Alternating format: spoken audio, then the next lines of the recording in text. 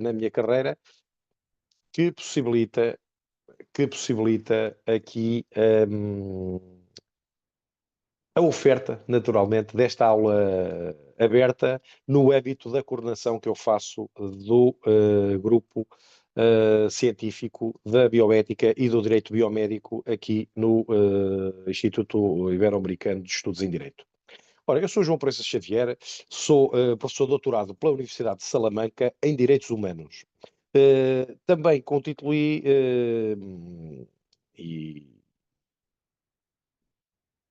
e grau reconhecidos pela Universidade de Coimbra, onde sou professor e, naturalmente, integro o Centro de Estudos Interdisciplinares desta universidade.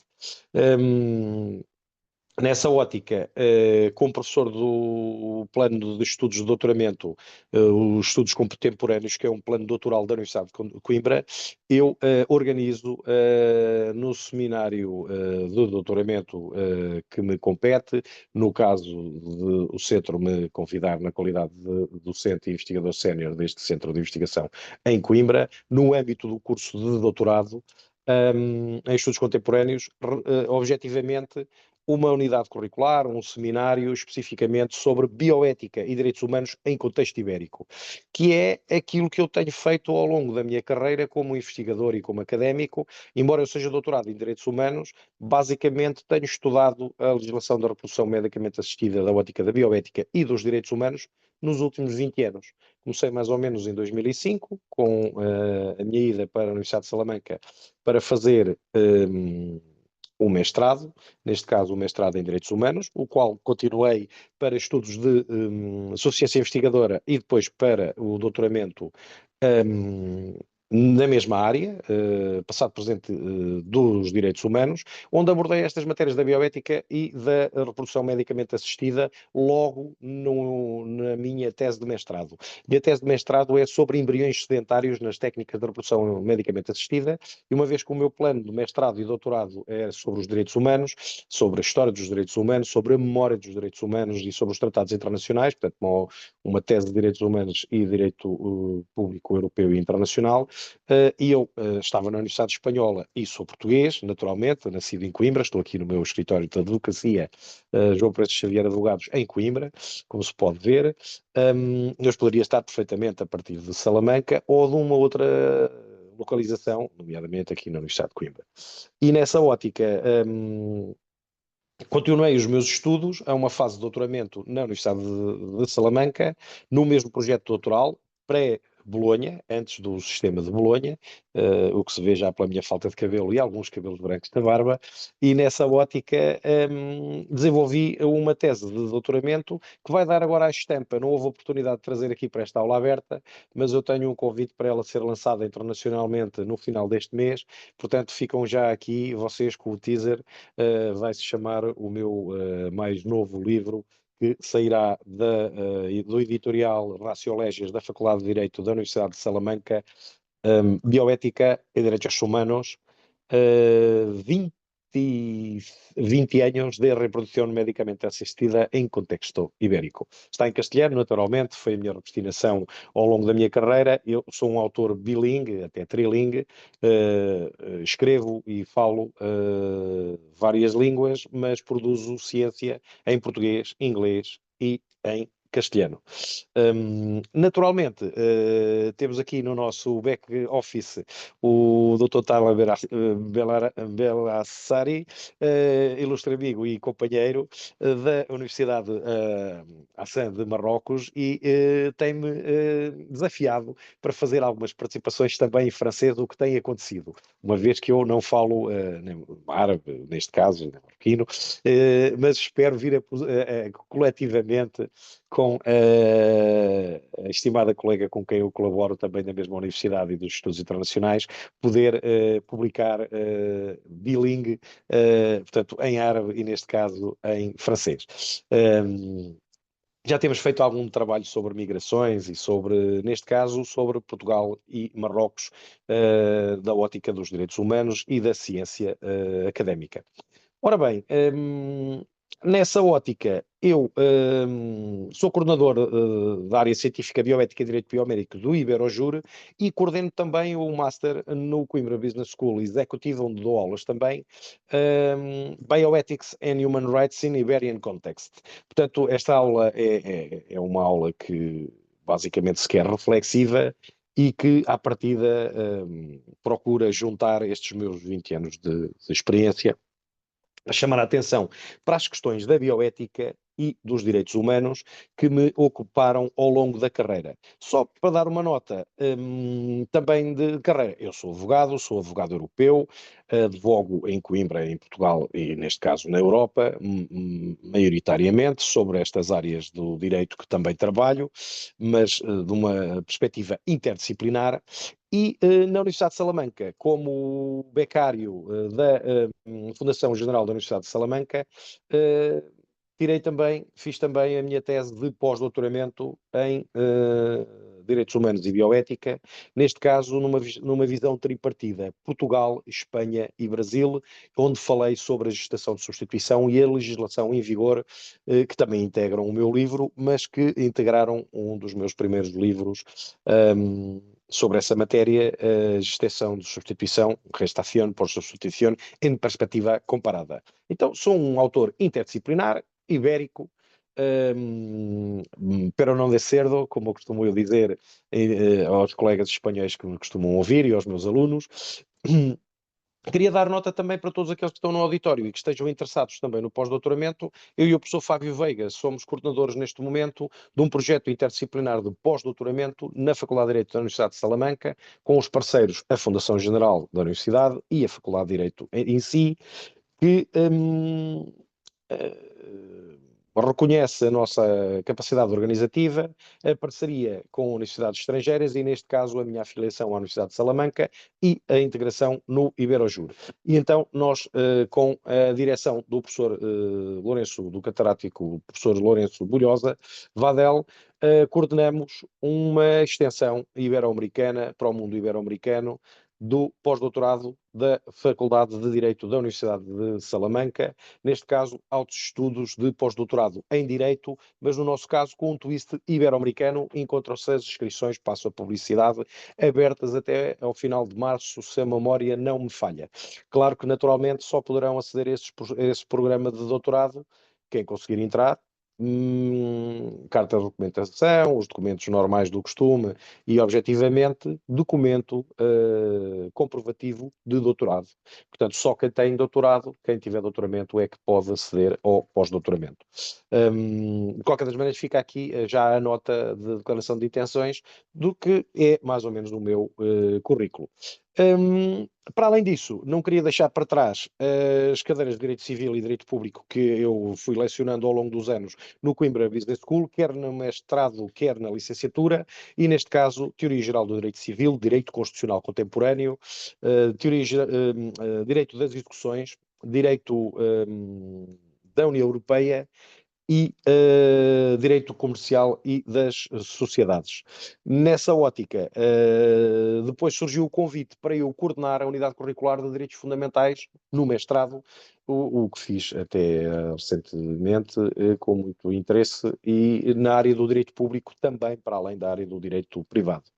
Depois, terminei agora o meu semestre na Universidade Lusófona de Lisboa, onde sou docente do mestrado em Embriologia, o primeiro mestrado em Embriologia de Portugal, e neste caso na EP de Ciências da Vida da Universidade Lusófona Polo de Lisboa, onde eu dou a unidade curricular, conjuntamente com a doutora Ana Beato, de Bioética e legislação da reprodução medicamente assistida, e onde acabamos agora de graduar os trabalhos finais das nossas colegas, das nossas alunas de mestrado.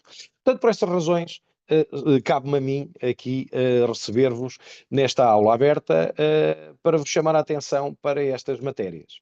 E assim, fazendo uma repristinação, para o filósofo e doutor em Políticas Públicas da Universidade de Lisboa, professor António José Marcos dos Santos, meu querido amigo, que está agora neste momento na Universidade de Motricidade Humana em Lisboa, em Ética Organizacional baseada em valores, a evolução da medicina moderna trouxe consigo novos desafios e novas exigências que obrigou a repensar várias estruturas.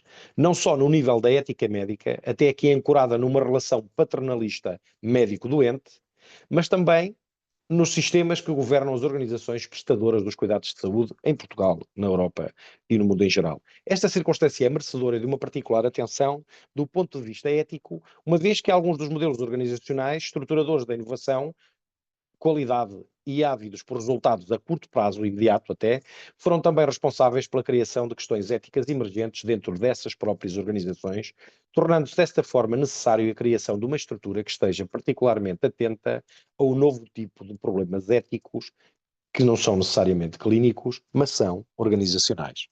Ora bem, esta chamada de atenção para a inclusão da bioética nos currículos da medicina, nos currículos do direito e nos currículos dos académicos, investigadores e profissionais interdisciplinares é basilar e obrigatória. Uma das razões é exatamente esta.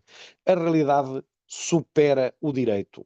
As inovações tecnológicas e biotecnológicas, biomédicas, transcendem necessariamente os conhecimentos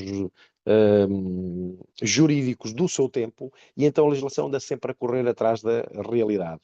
E então, por isso, é muito importante que estas reflexões sejam feitas e que estas aulas chamem a atenção dos alunos, colegas e profissionais do foro nestas matérias. Nesses termos, tomo como minhas as palavras do querido mestre penalista da Faculdade de Direito da Universidade de Coimbra, o catedrático professor doutor José de Faria Costa, na sua introdução, O Fim da Vida e o Direito Penal, uma obra de 2003, neste caso aqui, Liber Disciplinorum, para Jorge Figueiredo Dias, meu próprio mestre e professor catedrático de Direito Penal da Universidade, enquanto eu cursava Direito para ser advogado e advogado europeu em Coimbra.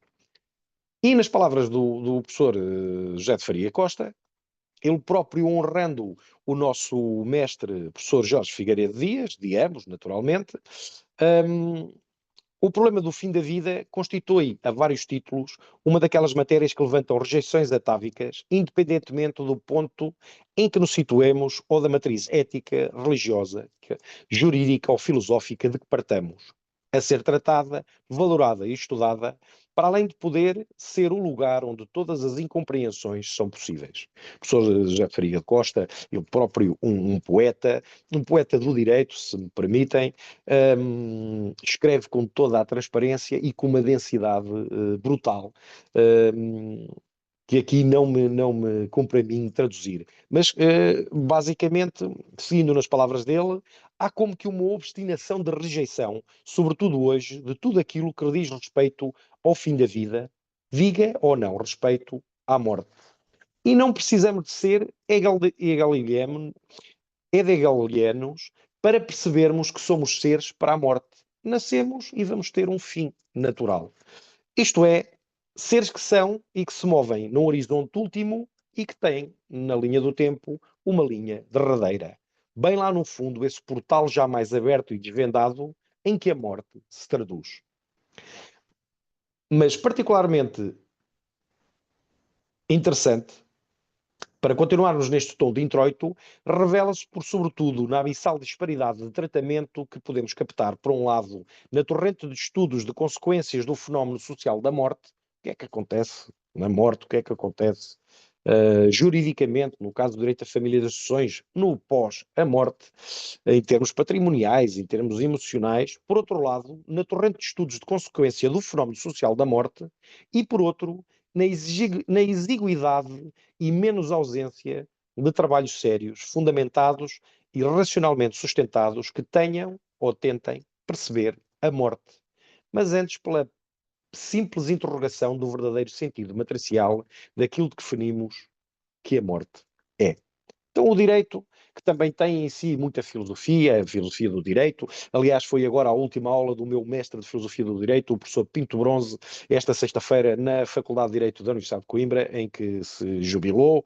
O meu professor de introdução ao direito do primeiro ano, a primeira cadeira, a primeira unidade curricular que eu fiz na universidade, com oral, com o próprio professor, e que me disse: João, teve uma excelente oral, deve vir tentar subir nota, não percebi essa circunstância, as notas em direito nunca eram dadas à primeira. A gente tinha 10, 11 ou 12 e depois era preciso ir lá outra vez para subir. Já não é assim hoje, presumidamente, pelo menos na maneira como eu avalio os nossos alunos, mas era assim tradicionalmente quando eu comecei nos anos 90. Então o professor Pinto Bronze, que era assistente naquela altura do malogrado professor Pereira Coelho, ensinou-nos os rudimentos daquilo que era a introdução ao direito. Neste caso, as reflexões do professor Faria Costa fazem todo o sentido, também numa reflexão bioética, uma vez que estamos no início da vida, estamos no prolongar da vida, estamos na criação da vida, no caso das tecnologias reprodutivas e da legislação da reprodução assistida. Há que pensar também na morte, no fim da vida e nas tecnologias que podem suportar essa vida, sabendo que a interpretação bioética a fazer é não só falarmos naquilo que acontece para lá, mas aquilo que acontece até lá. E efetivamente o que é a morte, o que é que caracteriza a morte jurídica e institucionalmente de per si? As recomendações da ONU e o novo discurso dos direitos humanos exigem na atualidade a necessidade de proteção daquilo que eu chamo o novo direito humano da segurança, no respeito pelos direitos civis das pessoas, bem como dos direitos humanos de primeira, segunda e terceira geração. Assim, os Estados e a comunidade internacional, para além da proteção do direito à segurança física e patrimonial das pessoas, devem atentar e assegurar a segurança meioambiental, assistencial, familiar, informática, médica e biomédica, bioética e biogenética e de investigação, ética e bioética, protegendo o património genético da humanidade, o genoma humano e, em geral, a dignidade da própria vida humana, na vida e na morte. Por isso, percebem aquele introito que eu fiz utilizando a tese do professor Faria Costa, protegendo esses direitos de todos com enfoque na maior proteção dos mais desfavorecidos. A isso estamos. Eu sou professor de Direitos Humanos, sou advogado europeísta dos direitos humanos também. Nessa circunstância não poderia ser de outra maneira. O informe do Programa das Nações Unidas para o Desenvolvimento de 1989 já indicava sobre o desenvolvimento humano titulado aquilo a que caracterizou e chamou novas dimensões da segurança humana, integrando o conceito de segurança humana no sistema da ONU. Este escrito já destacava 4 características principais: a universalidade, a interdependência centrada nas pessoas e garantida preferencialmente mediante a atenção à segurança pessoal, à segurança comunitária, familiar e política, à segurança alimentar, à segurança económica, à segurança ambiental, à segurança da saúde, com enfoque na proteção da dignidade humana. Não sei se vi se franzir aí alguns sobrolhos quando eu falei na segurança alimentar, mas eu próprio faço parte de um grupo de investigação na Universidade do Rio Verde do agronegócio. E eu perguntei à Carolina Mérida, a distinta coordenadora que me convidou para esse projeto internacional, disse, oh, Carol, não faço ideia porque é que Vossa Excelência me convidou, eu sou da bioética e dos direitos humanos. Não sei se é para eu ter uma propriedade rural no cimo da Serra da Estrela e saber alguma coisa de agricultura, não vejo como o meu contributo para o agronegócio seja cientificamente relevante. E ela disse, não, ao contrário, professor João. Objetivamente, os transgénicos, as mutações, não se dão só no ser humano, também se dão nas plantas. E o meu amigo está em condições, na abordagem que faz à legislação da reprodução medicamente assistida, de naturalmente poder prever, antecipar e discutir e debater a questão da segurança alimentar e, eventualmente, da manipulação genética, que, partindo dos humanos para as plantas, regressará de volta, what goes around comes around, das plantas para o ser humano. Porque uma vez que já não conseguimos comer o trigo integral e já todo aquele que é processado no mundo inteiro é transgénico, basicamente estamos a transformar no seu consumo em mais transhumanos do que os nossos antepassados. E então isso pode, de alguma maneira, levar inequivocamente ao perigo de alterações várias que possam, inequivocamente, ser prejudiciais para a saúde humana, a dignidade humana e, naturalmente, para os direitos humanos e para a bioética. Assim, aqui vos deixo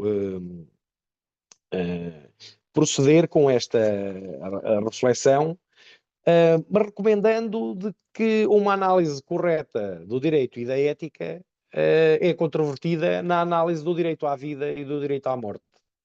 Pelo menos o direito a uma morte digna, que muito sabiamente se pretendeu, neste caso,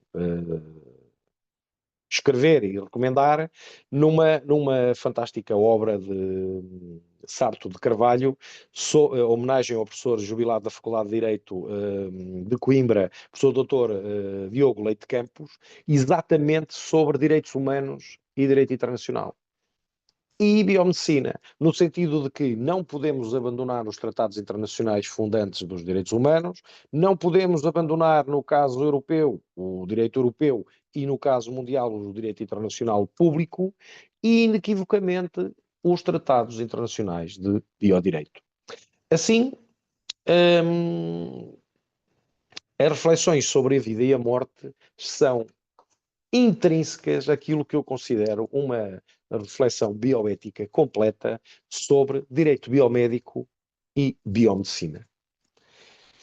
E assim, para a nossa aula de hoje, eu quis trazer aqui também uma reflexão que parece um bocadinho antiga, mas que eu considero de toda a oportunidade e atualidade.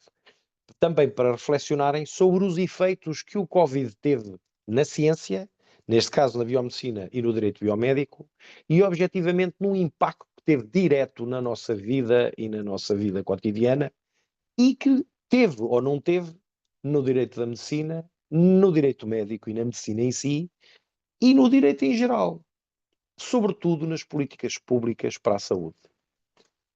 E a que chamei os direitos e a saúde no tempo do Covid-19. A pandemia Covid-19 revolucionou a vida de uma forma geral, mas o impacto sobre as mulheres foi particularmente intenso. Sobre todas as mulheres de todas as idades. As tarefas tradicionalmente assumidas maioritariamente pelas mulheres tornaram-se cada vez mais difíceis. Não estou a dizer que deva haver tarefas para homens e para mulheres. Estamos a falar estatisticamente daquelas tarefas que as mulheres mais fazem, mais costumam fazer, ganharam um peso, uma tonelagem superior neste momento. As compras passaram a ser realizadas de uma forma diferente. As tarefas domésticas deixaram de poder ser entregues a empregadas, que também ficaram contidas e confinadas nos seus domicílios e que passaram a ser encaradas como um potencial perigo de comorbilidades, quer entre elas e as suas famílias, quer entre elas e as famílias das pessoas que as contratam. Então, esta sobrecarga somou-se à permanência dos filhos no domicílio e à imperiosidade de apoiar as crianças nas dificuldades decorrentes da adaptação brusca a um ensino à distância e a um isolamento social que foi assumida pelos pais a par com a necessidade de conciliar o teletrabalho com trabalhos domésticos. Uma realidade que sobrou para o direito laboral. O teletrabalho não deixou mais de existir. Passou a ser uma realidade na vida mundial de toda a gente e na vida portuguesa das empresas. Não necessariamente com a obrigatoriedade e intensidade do Covid-19, da época do Covid-19, mas revolucionou completamente o mercado de trabalho e o mercado do direito laboral. O apoio que os avós assumiam e deviam assumir e sempre assumiram e que cimentava a relação familiar foi cortado pela necessidade de os proteger de uma ameaça que, embora invisível, foi real. Os almoços e jantares de domingo, as férias em família, os fins de semana de descanso ficaram suspensos e com eles a possibilidade de recuperar energia para enfrentar as semanas consecutivas de trabalho e de isolamento. Noutras famílias, o layoff ou mesmo o desemprego desorganizaram o cotidiano e agravaram as dificuldades gerais e as financeiras em particular. Mesmo na ausência da doença ou a necessidade de isolamento profilático de um elemento do agregado familiar, as consequências sobre a saúde mental são e foram evidentes. Ainda não foram estudadas. Os impactos foram vistos naquele momento imediatamente para a saúde mental de todos nós, mesmo para a nossa própria saúde mental, mas as esquemas decorrentes atualmente desse período de isolamento que nós sofremos ainda não foram analisadas. A fadiga devido ao isolamento prolongado sumou o cansaço físico e emocional provocado pela tensão de estar num estado de sítio com o inimigo invisível à porta a toda a hora e momento.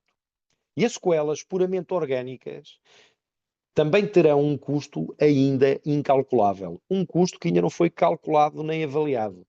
Um custo que ainda todos iremos que pagar e as políticas públicas de saúde, quanto mais desatentas, mais caro ficará. O sedentarismo levou a que se inventassem treinos virtuais. Nunca o YouTube funcionou tão bem, nunca o TikTok teve instrutores de zumba, professores de danças latino-americanas, personal trainers de várias idades, tanto como no Covid, a vender os seus serviços, a disponibilizar até gratuitamente aulas abertas, como é o caso desta de hoje, para incentivar as pessoas a fazerem alguma atividade física para compensar o facto de estarem a trabalhar e a viver intensamente em suas casas sem sair e sem se deslocarem, o que é não só mau para a mente, como para o físico. Levou a que se inventassem treinos virtuais que só muito longínquamente substituíram os treinos ao ar livre ou mesmo em ginásio. Aqueles treinos diários que todos nós fazemos para, pelo menos eu, para mantermos o meio século, pelo menos ativo, não só mentalmente, mas fisicamente. No vosso caso, quando chegarem lá, terão essa experiência. Obviamente, sendo mais jovens, ainda não têm a necessidade de uma manutenção tão premente como eu. No entanto, já têm isso geneticamente no vosso DNA. Nas famílias que se viram confrontadas com a ocorrência da doença de Covid, essa sobrecarga avolumou-se e deixou consequências que apenas podemos prever. Já que, com o decorrer do tempo, é que elas vêm sendo ou vão ser evidenciadas. A necessidade de isolar os infectados agravou as dificuldades de coabitar 24 horas por dia, em apartamentos, em casas pequenas, onde um elemento afetado ou infectado pelo Covid-19 obriga a uma estrutura completamente diferente de comidas, de circulação na própria casa, de isolamento dentro do isolamento. Durante semanas consecutivas, as pessoas ficaram fechadas em habitações de pequena dimensão e o medo de contrair a doença ou de contagiar os mais próprios, os mais próximos, gerou conflitos e alterações na saúde mental, cujo impacto não será negligenciável. Ao nível das instituições de saúde, a pandemia condicionou restrições importantes e necessárias à redução do risco de contacto de doentes e profissionais. As consultas foram canceladas e substituídas por consultas telefónicas, sem o contacto indispensável, apenas tentando amenizar alguns problemas, mas gerando outros inequivocamente, por falta de rastreios, diagnósticos ou até de tratamento. As pessoas com comorbilidades e doença crónica deixaram de ir ao seu médico, deixaram de fazer as suas revisões necessárias, deixaram de fazer tratamentos hospitalares obrigatórios, semanais, diários até, mensais, e obviamente muita gente morreu por este efeito. Morreram essas pessoas, tiveram esse fim, mas depois morreram os relacionamentos e tudo aquilo que elas podiam trazer às suas famílias, exatamente decorrentes desta situação. O atraso nos diagnósticos tem sido ou foi evidente e o aumento da mortalidade por outras causas, além do Covid-19, é inegável. Portanto, talvez arrisque dizer que o maior número de mortes e sequelas do Covid-19 não são decorrentes da contração da própria infecção, mas são decorrentes do mau funcionamento e do não seguimento de doentes com outras comorbilidades que acabaram por vir a falecer e nem contraíram sequer Covid, ou se contraíram Covid, não faleceram dessa causa, faleceram depois de outras circunstâncias de falência relativas a doenças já contraídas previamente e das quais já padeciam. Desde cedo, na primeira vaga da doença e perante o desconhecimento quase completo das formas de transmissão da infecção, as instituições de saúde criaram circuitos distintos para doentes com suspeita de Covid e doentes com outras doenças. No entanto, as imagens televisivas e as reportagens do que se passava no país e, sobretudo, noutros países, condicionaram uma redução significativa do recurso aos serviços de urgência, sendo que foi para cerca de metade nos casos dos serviços de obstetrícia. Portanto, as mulheres grávidas que eventualmente teriam que fazer um seguimento semanal ou até mensal, trimestral da sua gravidez, baixaram, não porque as gravidezes baixaram, porque eventualmente como houve mais tempo e contacto para engravidar, houve um número de gravidezes bastante significativo decorrente do período Covid. As pessoas deixaram foi de ir ao médico, como no tempo antigo, quase medieval, porque efetivamente tinham medo, uma vez jovens, uma vez grávidas, de não só contrair a doença, como também essa doença poder passar para o bebê com problemas notórios depois no parto e na saúde do futuro nascituro. Já que o receio de contágio se sobrepôs à habitual confiança nas instituições do Serviço Nacional de Saúde, no caso português. Também o número de internados por doença não Covid, e designadamente por patologia obstétrica ou ginecológica, foi drasticamente inferior nos períodos homólogos em comparação com períodos homólogos de outros anos. Portanto, as pessoas que tinham problemas ginecológicos decorrentes de partos, decorrentes de patologias obstétricas várias ou ginecológicas, deixaram de ir. Portanto, ficaram a agravar os seus problemas, podendo algumas até gerar esterilidade no futuro, outras doenças graves, que para além da afetação física e emocional da própria pessoa, teve e terá afetação psicológica nas mães e em toda a família, inequivocamente. A par com uma maior proporção de atendimentos urgentes a necessitarem de internamento. O que é que aconteceu? Nomeadamente na área obstétrica, e não se esqueçam que estamos a falar de bioética e de reprodução medicamente assistida, basicamente nesta circunstância, os internamentos passaram a ser obrigatórios. Portanto, só as pessoas em fase terminal, em fase grave, fase aguda, como corretamente se deve dizer, é que foram ao hospital, não foram lá preventivamente. Portanto, quando foram, já foram com situações que obrigaram a que ficassem internados ou internadas no Serviço Nacional de Saúde, quando se tivessem ido calma e tranquilamente às suas revisões, às suas consultas de rotina, teriam evitado essas patologias e, eventualmente, houve muita gente que depois, quando chegou, também acabou por falecer porque a gravidade da sua situação era muitíssimo superior a outra que tivesse sido detectada anteriormente. Estes factos refletem e refletiram o receio das mulheres, mesmo das mulheres grávidas, em recorrer ao serviço de urgência. O receio de toda a gente recorrer ao serviço de urgência, o receio das mulheres em geral recorrerem ao serviço de urgência e o receio acrescido das mulheres grávidas, em particular atenção pelo seu estado de gravidez, ainda mais medo tiveram de ir às urgências. Quando há uma reconhecida conhecimento, portanto, um reconhecido confiança na capacidade do Serviço Nacional de Saúde, europeu em geral e em Portugal não é diferente. A contribuir para este facto pode ter estado também a disponibilização durante a primeira vaga da pandemia de linhas telefónicas de aconselhamento obstétrico, mas que apenas trataram pequenas, vamos lá ver, pequenas emocionalidades telefonicamente, depois não substituem de modo nenhum a ida, portanto foram uma espécie de um rastreio mínimo obrigatório para estas circunstâncias. No entanto, uma outra constatação revela que também a atuação dos profissionais de saúde foi influenciada pela pandemia. A duração média dos internamentos obstétricos foi acentuadamente reduzida em alguns serviços, o que traduz também um risco da permanência prolongada nas instituições de saúde. Ora bem, este receio da permanência das grávidas, mesmo em estado grave, no Serviço Nacional de Saúde e nos internamentos, com medo que viessem depois a contrair o Covid-19 ou outras comorbilidades afetas a essa circunstância, basicamente levou a que elas tivessem menos tempo, mesmo em posição aguda, do que estariam numa situação normal. E isso também tem implicações sobre as questões bioéticas e as questões das políticas públicas e a questão do direito biomédico no passado, no presente e no futuro. A circulação dentro dos hospitais foi fortemente condicionada e as visitas foram até proibidas. Os corredores e as salas de espera anteriormente repletos ficaram instantaneamente vazios.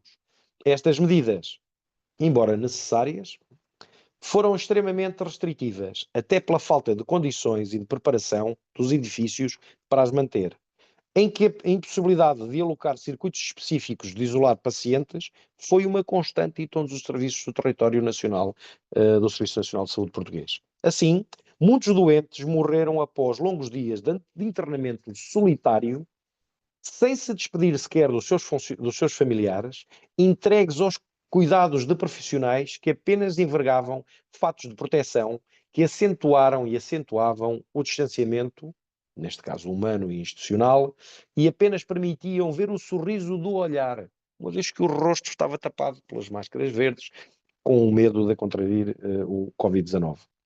E por exigências também médicas e clínicas e jurídicas desse período. As últimas despedidas e homenagens foram proibidas, juridicamente proibidas. Direitos humanos fundamentais, constitucionalmente reconhecidos, foram cortados. Os corpos foram colocados em sacos de plástico e cremados, sem que os familiares os pudessem sequer ver. As limitações dos direitos consagrados em todos os regulamentos foi aceite passivamente e um único contacto entre o doente e o exterior do hospital passou a ser mediado apenas por tablets e telefones, telemóveis. Ora bem, o quebrar de todos os direitos fundamentais, o direito ao contacto com a família, o direito ao contacto do cônjuge com a sua família, o contacto com os filhos, o contacto com as mães, o contacto com o ente que eventualmente estará em fase terminal. Às grávidas, foi por sua vez vedada a possibilidade de terem presença de um companheiro durante as consultas e a realização das ecografias pré-natais, as ecografias regulares. É conhecido, infelizmente, que as nossas mães e as nossas avós não tinham estes meios diagnósticos em todo o país, nem disponíveis para todos, e houve muitas que não fizeram essa profilaxia. No entanto, a partir de algum tempo, eles passaram a ser normais e naturais, e infelizmente, exatamente pelos direitos humanos não acompanharem a sociedade de uma maneira correta e objetiva, muitos foram os companheiros, ou por razões de saúde, ou por razões laborais, mas sobretudo por razões emocionais, não acompanharam as suas companheiras no século passado e no início do século passado. Ora, no século XXI, não faz nenhum sentido haver portanto, grávida que se desloque para fazer uma ecografia de rotina num parto, num nascimento perfeitamente natural, para prevenir, nomeadamente, doenças genéticas, malformação dos fetos, o risco de vida para a mãe, e que tenha que ir sozinha. E os companheiros têm essa obrigação moral, essa obrigação jurídica, essa obrigação institucional e essa obrigação de direitos humanos, para além de constitucionalmente reconhecida. Esses direitos foram todos cortados. Só entrava uma pessoa de cada vez, estava lá um médico e uma paciente, portanto, uma grávida, eventualmente o companheiro ou a companheira estaria fora do hospital à espera, eventualmente para um transporte, mas para o próprio ato em si da consulta e realização da ecografia, ela encontrava-se completamente sozinha e distanciada do profissional por razões de segurança médica e distanciada do profissional pelas máscaras que quer um, quer outro usariam para evitar o hipotético contacto com a infecção do Covid-19. As imagens e o movimento dos fetos foram gravados com o telefone para tentar reduzir esse impacto. Então a mãe que fez a primeira ecografia, aquela primeira fotografia do seu filho para nascer, do seu feto já com o início de vida, era feita pelo contacto do telemóvel com a tela do display da ecografia e depois era enviada para o companheiro, para o resto da família, não necessariamente em tempo real, mas uns segundos depois. É diferente de ver ao vivo, in loco e no momento. No entanto, as emoções não puderam ser vividas da mesma forma. No final da gravidez, também se verificaram restrições na presença do acompanhante ou acompanhantes, familiares ou outros, mesmo durante o próprio parto, e as visitas dos pais foram reduzidas a um mínimo, ou mesmo cortadas. A vivência solitária dos primeiros dias da maternidade, neste momento do Covid-19, será dificilmente esquecida. Quem não teve filhos neste momento quem não estava em idade reprodutora, ou por isso simplesmente não se reproduziu nesta época, não conhece estas dificuldades que não seja destas destinações, desta área científica, dos nossos escritos e dos estudos da área médica. No entanto, quem vivenciou 24 horas por dia, 9 meses no ano, neste período, sabe exatamente o que é que eu estou a falar. E por isso é que é preciso ter memória. Um povo sem história é um povo sem memória. E um povo sem memória é um povo sem futuro. E o direito sem memória também. Portanto, a questão bioética aqui a colocar é o que é que aprendemos com estes momentos? Em que é que evoluímos? O que é que uma nova vaga de uma infecção desta natureza gerou de proteção futura para nós estarmos preparados para isto no futuro, jurídica, ética e bioeticamente. E clinicamente também, em termos de políticas públicas. À família só foi possível conhecer os seus bebés, os seus filhos, alguns dias depois do nascimento, a quando o regresso a casa das mães, e muitas vezes com máscara e distanciamento físico. Os próprios bebés já saíam mascarados do próprio hospital.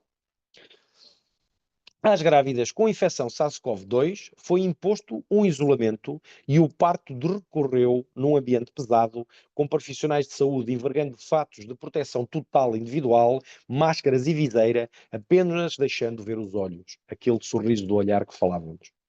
O contacto pele a pele estava e ficou ausente. A amamentação só foi permitida após a higienização cuidada e máscara, o uso de máscara.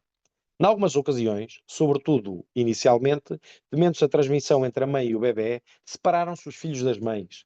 Que atrocidade no século XXI. Entregando-se ao cuidado de terceiras pessoas. Desconhecidas, está bem, que profissionais de saúde, mas desconhecidas. As consequências emocionais destes gestos no desenvolvimento e mesmo ao nível cognitivo e comportamental serão objeto de estudo no futuro.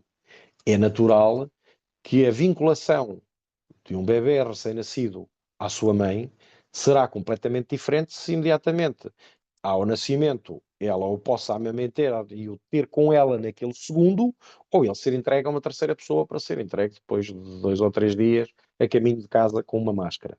Em nome da segurança, restringiram-se direitos fundamentais constitucionalmente reconhecidos.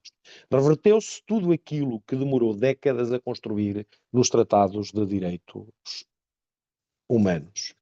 Numa terceira vaga, se bem se lembram, da pandemia Covid-19, reduziram-se ou intensificaram-se restrições, reproduziram-se e intensificaram-se restrições que tinham sido muito discretamente levantadas em algumas zonas do país. No entanto, apesar de números avassaladores de infectados e de mortes diárias, o receio parece ser agora menos intenso, e atualmente nenhum, talvez pela promessa de uma vacinação eficaz que se veio a produzir e que ainda demorará a permitir a imunidade de grupo, à época em que fizemos estas reflexões, fundamental para que possamos a viver com alguma normalidade.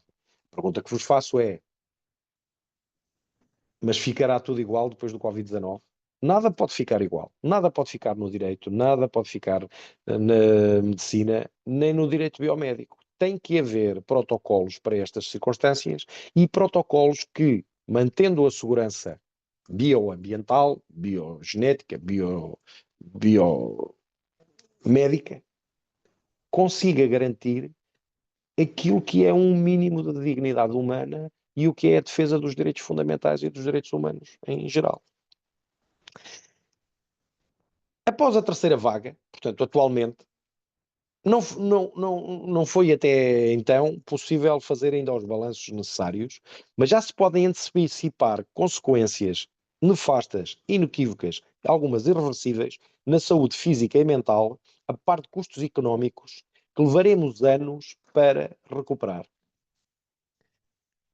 Desta vez não houve indicações para suspender toda a atividade hospitalar, optou-se apenas por manter, enquanto possível, e para não protelar ainda mais a atividade assistencial aos doentes,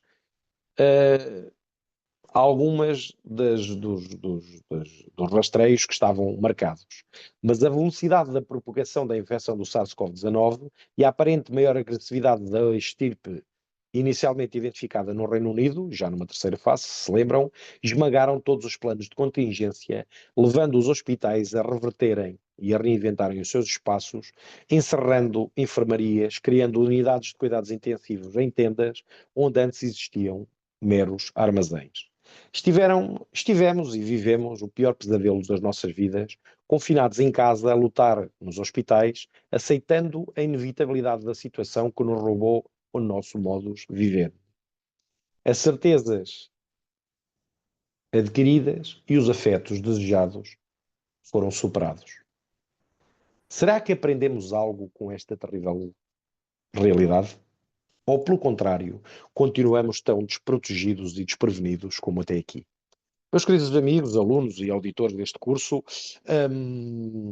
posso-vos dizer que esta reflexão que vos trago foi uma reflexão que eu fiz profissionalmente a partir do momento pós-Covid, na ótica dos direitos humanos e da biomedicina, como professor de Direito, em boa verdade, com a geneticista, obstetra e professora doutorada em Medicina com agregação da Faculdade de Medicina da Universidade de Coimbra, diretora, neste caso, do Departamento de Ginecologia, a professora Teresa Almeida Santos. Um cocktail explosivo entre o que é o direito e a medicina, e neste caso a medicina reprodutiva, e o que é a visão de um médico da medicina e o que é uma visão de um jurista da medicina e da biomedicina e o que é uma visão de uma médica do direito atual. E nessa circunstância não tivemos dificuldade em concordar que muitos centros de direito ao longo do mundo terão que fazer reflexões sobre este momento Covid-19, triste da história mundial, no sentido de perceber como proceder no futuro, porque no século XXI é perfeitamente inadmissível que uma infecção desta natureza corte diretamente direitos constitucionais fundamentais e direitos humanos internacionais que demoraram décadas, séculos a garantir, a defender e precisam de ser regados diariamente. E de um momento para o outro, um pequeno susto, um pequeno vento, um forte vento, talvez um furacão também, dependendo do que seja, basicamente levou a que tudo fosse posto em causa. Ora bem, nesta metodologia, a aula teria três partes, vamos mais ou menos no meio, no sentido que a primeira reflexão seria sobre o princípio e o fim da vida, com um enfoque muito importante em perceber que, apesar de haver muitos escritos, sobretudo de direito, sobre o fim da vida, poucos falam efetivamente sobre a morte, as causas da morte, o que é a morte e o que é que a morte gera, porque ainda há um preconceito brutal em falar da morte. Também há de falar da vida, porque neste caso esta reflexão é sobre vida, também sobre morte, mas também sobre vida, e sobre a vida depois da morte do Covid, ou pós-Covid, e sobre a vida jurídica e bioética após esta reflexão. E chegados a este estádio, como professor de Direito, não podia deixar de mergulhar um bocadinho numa parte mais morosa, mais técnica e mais legalista sobre a circunstância da legislação, nomeadamente na bioética e do direito biomédico, atualmente. E falar naquilo que eu escrevi no meu livro, na minha tese, que já há 20 anos que ando a defender, a bioética e o novo direito humano à segurança. Aquele direito humano que falámos inicialmente e que aqui vou repristinar, caso só tenham chegado agora ou não se tenham percebido da profundidade desta reflexão, uma vez que ela é genérica e aberta a todas as áreas do direito e a todas as áreas profissionais também. O informe do Programa das Nações Unidas de 1989, de que falámos, indicava sobre o desenvolvimento humano as tais novas dimensões da segurança humana, integrando o conceito de segurança humana nesta data, portanto, no início, no fim dos anos 90, dos anos 80 do século XX, no sistema da Organização das Nações Unidas, da ONU. Este escrito já destacava várias características para a tais novas dimensões do direito à segurança humana. E, neste caso, a tal segurança pessoal, que hoje muito está posta em risco, nomeadamente com a guerra da Ucrânia e da Rússia, um, com as divergências e guerra, assim, também religiosa, num certo sentido, e geográfica no Médio Oriente, portanto, aqui reclamando a segurança comunitária e política, a segurança tal, segurança alimentar, biogenética, genética, vegetal, de alguma maneira, à segurança económica, que está a ser posta em causa pelas novas políticas Trump, com o fecho de determinadas linhas de economia entre Portugal e a Europa, entre a América, entre a Europa e os Estados Unidos, entre os Estados Unidos e a China e o Oriente em geral, entre o Canadá e os Estados Unidos, e, inequivocamente, esse sim entre a Europa e a Rússia, e a União Europeia e a Rússia. Ora bem, para chegarmos àquilo que é a segurança ambiental, meio ambiental, as convenções de não poluição e de carbono zero em 2030, acho que não vão cumprir com os seus objetivos na totalidade, infelizmente. O Portugal também não está muito empenhado, pode estar empenhado, mas não está a conseguir, tem outros problemas prementes e não está a conseguir também cumprir com essas metas da melhor maneira, na minha opinião, ou na minha humilde opinião, para chegarmos àquilo que é o core business da nossa aula, a segurança da saúde. Por isso, aqui vos deixo alguns dados da minha investigação em direitos humanos, bioética e biodireito, na ótica do direito comparado com enfoque europeu, dados e leis pelo menos até 2015. Alguma atualidade, como sabem todos os investigadores, colegas e profissionais, é preciso algum distanciamento da década com algumas reflexões críticas para eventualmente conseguirmos chegar aos problemas com alguma profundidade. Estaremos talvez envolvidos 10 anos sobre a legislação 2015-2025, talvez em condições de começarmos a encetar novas reflexões com novos dados para o futuro, também com outros problemas, como são estes das guerras mundiais ou das guerras atuais, que nos estão também aqui a roubar essa segurança e que mais não seja mental. Eu tive agora a oportunidade de estar a dar aulas em Rzeszów, na Polónia, na Universidade de Rzeszów, um, e debater estas e outras matérias de bioética, nomeadamente num fórum municipal junto das autoridades administrativas portanto, e académicas do município de Rzeszów, e estávamos ali a 50 quilómetros da Ucrânia e da guerra. E então, num périplo que nos fizeram pelo aeroporto, uma vez que nós voámos a partir da Universidade do Aeroporto de Cracóvia, já tínhamos ido lá várias vezes noutros anos, eu perguntei, desculpe, o que é aquelas formações que estão ali nos cantos do aeroporto? Oh, professor, isto são os mísseis Stinger. Então, mas não tem tropas, já não precisa. O aeroporto civil, nem sequer militar, por Chove não tem agora aterragens militares, mas é um aeroporto civil, tem em todos os cantos do aeroporto uma caixa de mísseis automática, todos virados para as costas da Ucrânia, neste caso, ou para a frente da Ucrânia, e apontados à Rússia, ou quem quer que seja, que por ali, pelaquela fronteira, possa invadir a Polónia, de avião, conjuntos de baterias de mísseis teleguiados, todos com inteligência artificial e onde eventualmente poderão até bater um avião civil se por qualquer razão o identificarem como inimigo. Ora, não há muito tempo atrás, talvez há mais de 5 anos, lá está, no período pré-Covid, tínhamos estado a dar lá aulas também e aterramos efetivamente, eu no meu caso fui diretamente de Varsóvia para Rzeszów e aterrei naquele aeroporto onde não tinha nenhumas medidas diferentes daquelas que há no aeroporto de Lisboa à época e não tinha nenhum componente militar e muito menos mísseis com teleguiados, com inteligência artificial, porque essa segurança não estava posta em causa à época.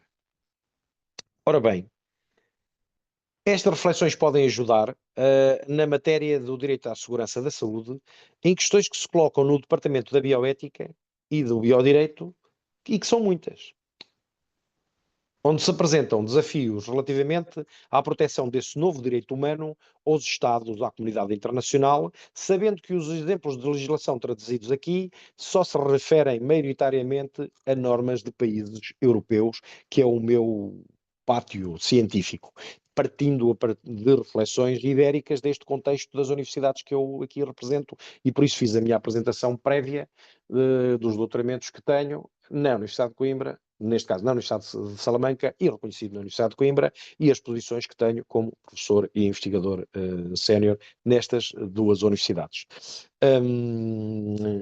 Poderia fazer, a partir destas universidades, investigação sobre outra área, mas depois também sobre, como professor de Direito Europeu e de Direitos Humanos e Bioética, desenvolvo a minha atividade nestes marcos jurídicos e nestas universidades e nestes países, onde trago esta minha experiência para vocês poderem, pelo menos, seguir estes passos ou não seguir estes passos, apesar da minha reflexão, fazendo reflexões próprias por vocês mesmos, destes novos problemas que aqui vos trago.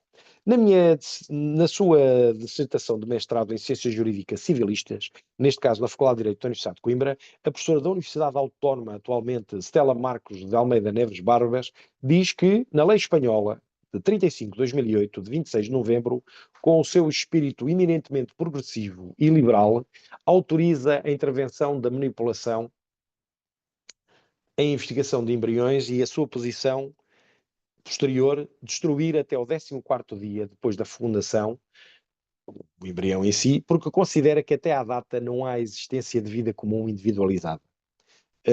Chamar a atenção que estamos a falar das primeiras normas de legislação reprodutiva em Portugal, que é aquelas onde eu me destaquei a fazer o meu trabalho e onde, eventualmente, eu aqui faço enfoque na minha reflexão de hoje, nesta aula aberta. Também, Neves Barbas considera que a lei espanhola, neste caso, congénere, 10 anos depois, 42 de 1998, de 28 de dezembro, põe determinadas restrições à escolha de sexo e à investigação com embriões, que naturalmente hoje se mantêm. Já a lei inglesa de 1990, portanto, 1990, o fim do século XX, mas do século passado, dispõe de forma diferente, consagrando a autorização sobre determinadas condições de eliminar embriões sedentários, doando-os a casais inférteis ou, no caso de relevância científica, usando-os em investigação, assim como autorizando experiências com embriões sobrantes, os tais que eu falei na minha tese de mestrado, produzidos especificamente para esse fim. Ora, nós aqui não podemos produzir embriões com o fim especificamente reprodutivo, pelo menos na Europa da União. No entanto, há outros países que têm outros entendimentos. Na Alemanha, por seu lado, a lei de 1990 proíbe a produção de embriões sedentários e o anonimato dos doantes e a doação de ovócitos. O que se mantém e, na realidade, em Portugal, neste momento e em todo a reflexão, esta legislação mantém-se no geral. Portanto, os alemães continuam a opor-se aos aviões sedentários, ao anonimato dos doantes e à doação de ovócitos. Já nós conseguimos resistir até às últimas revisões do acórdão o Tribunal Constitucional sobre a Lei de Extinção de Substituição, mas mantemos a possibilidade, ainda que uma questão de necessidade de criação de embriões sedentários, mas perdemos completamente o anonimato dos doantes atualmente. Na Suécia, a Lei 1140 de 84, de 20 de dezembro, não permite o anonimato dos doantes. Não permitia na altura e continua a não permitir. Na Lei de 711 de 88, de 14 de junho, impede a doação de gametas também a Noruega. 3 anos mais tarde, a Lei 6887, de 12 de junho, proíbe o anonimato e a investigação, ao passo que a Suíça, após referêndum, coisa muito interessante para um país tão pequeno, neste caso em 1992, decidiu não autorizar a congelação de embriões e, segundo a resolução de 88, não autorizar a inseminação heteróloga, quer dizer, a inseminação com material genético exterior ao próprio casal destinatário. Na França, a Lei 94.653 sobre o respeito do corpo humano e a Lei 94.654, ambas de 29 de julho de 1994, permitem a doação e a utilização de elementos e produtos do corpo humano no âmbito da procriação medicamente assistida e do diagnóstico pré-natal, com os devidos consentimentos, naturalmente, mas proíbem a investigação com embriões humanos. Uma autora portuguesa, ao referir-se a Portugal no final do século XX, indica vazio legal em Portugal. Estávamos no final do século XX, como sabem, eu comecei, embora tivesse que estudar estas matérias para trás, o meu livro, que dará agora a estampa no final do mês, se Deus quiser, vindo da editora Ratio Leges, detalha 20 anos de investigação da reprodução medicamente assistida, portanto, se fizerem as contas, dá 2005, 2025. No entanto, esta legislação no século XX, no final do século XX, considerava que a legislação portuguesa era muito ambígua ou não existente nesta matéria.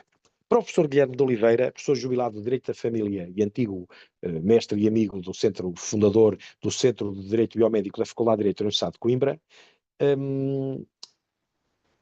ele próprio afirma, e aqui passo a citar, parece fora de uma causa que o direito aceite imediatamente e globalmente tudo o que a ciência pode fazer, mesmo considerando apenas o âmbito da reprodução humana assistida.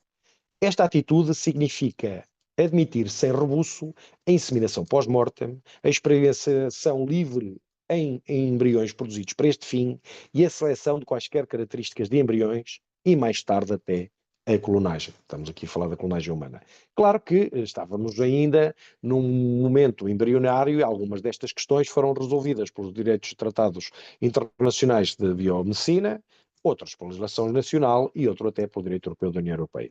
Esta legislação específica apoia-se no prévio reconhecimento institucional dos direitos humanos, tema já citado em vários instrumentos de caráter universal que reconhecem a todas as pessoas direitos essenciais e de que são exemplo a Declaração dos Direitos Humanos e da Dignidade do Ser Humano, proclamada pela Assembleia da ONU em 1948.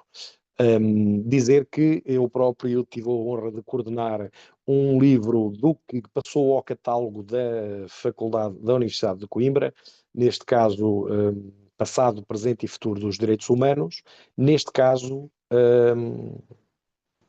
após a Declaração da ONU de 1948.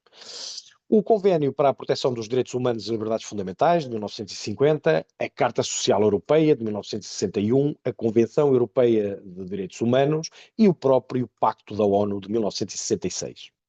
Em 1959, a Declaração Internacional dos Direitos da Criança já referia à proteção das crianças antes do nascimento. E o Conselho da Europa criou, em 1983, o Ad hoc Committee of Experts on Ethical and Legal Problems Relating to Human Genetics, CAGE. E em 1986, a Assembleia Parlamentar do Conselho da Europa, na Recomendação 1046 de 1986, contempla a problemática da utilização de embriões e fetos humanos para fins diagnósticos, terapêuticos, científicos, industriais e comerciais. Portanto, a trama vai se desenvolvendo, o direito vai progredindo, as reflexões éticas e bioéticas vão sendo feitas e os países vão incorporando a legislação internacional dos tratados que vão assinando e vão reflexionando sobre estas matérias. E vocês devem continuar a fazê-lo a partir destas bases jurídicas e destes marcos jurídicos com um espírito crítico, porque muitas das vezes estes tratados e legislação assinados há mais de 50 anos, proclamados há mais de 70 ou 80 no caso dos tratados de direitos humanos, precisam de ser revisitados, porque aquilo que se está a fazer na prática já não é necessariamente aquilo que se acordou que era correto e certo fazer naquele momento.